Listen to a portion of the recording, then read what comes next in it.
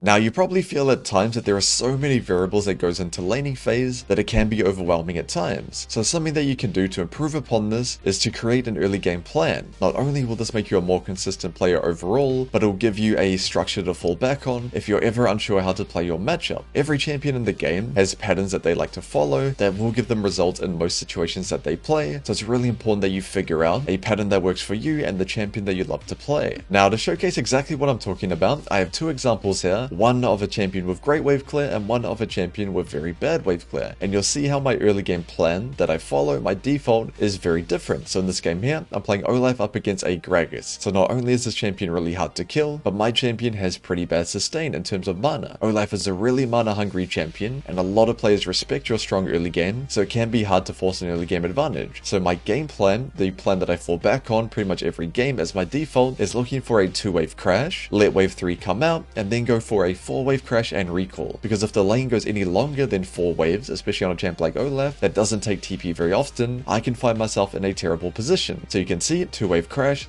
let wave 3 come out, and I'm not trying to push this wave very quickly. I'm not trying to heavy trade onto Gragas or anything like that. If he walks up and gives me that opportunity, of course I will, but my main game plan here is to 4-wave crash and get myself a good recall. You can see wave 4 coming in, and now my interest is mainly on just nuking the wave. I went 2 points in queue for extra wave clear. Of course, if he walks up and fights me, I'm going to hit him back, but my main priority is forcing this wave 4 in so that I'm not in a position where I'm ever stuck in lane against a high resource champion like Gragas. And now you can see wave 4 crashed in, get my reset off, and I'm able to come back to lane in a great position even though my champion doesn't win an extended lane phase. Now let's compare our previous early game plan to a champion with terrible wave clear like Camille. It doesn't matter what matchup I'm playing, it could be an Aatrox, a Yorick, or in this case an Ambessa. As long as I can get prio and I'm strong enough level 1, I'm going to make it as volatile as possible straight away, just like we talked about in the previous video, but most importantly go for a 3-wave crash while abusing my level 2 and my level 3 power spike. So why have 3-wave crash in this game compared to the previous one? I just don't have the wave clear needed on my champion to force in wave 2 whenever I want, especially if my opponent is hitting the wave. So my default, the plan I fall back on if I can get prio, is to go for a 3-wave crash, really slowly last hitting, whilst constantly looking for a level 2 trade like I am right now. You can see forcing my level 2 vs 2, even if she's the same level, I know I've got the minion advantage, I'm going to get level 3 before her, so me making it volatile benefits me, and I always go for a ward after wave 2. It doesn't matter if I do a 2-wave crash or kill the final minion of wave 2, even if it doesn't crash under tower. It's really important for your plan to have a ward mixed in there, because a ward after wave 2 will spot the level 3 gank, it will spot the full clear gank, and keep you safe from those junglers. And you can see my end result, forcing a wave 3 crash here, and putting myself in the driver's seat in this matchup. So the main thing I want you to take away from this video is regardless of what champion you're playing, there are going to be patterns that you can follow and a game plan you can fall back on. So no matter what matchup you're playing, even if it's your first time playing it, you can follow that as your plan and have that be your default gameplay. It's going to give you more success and consistency overall, and then you can build from there.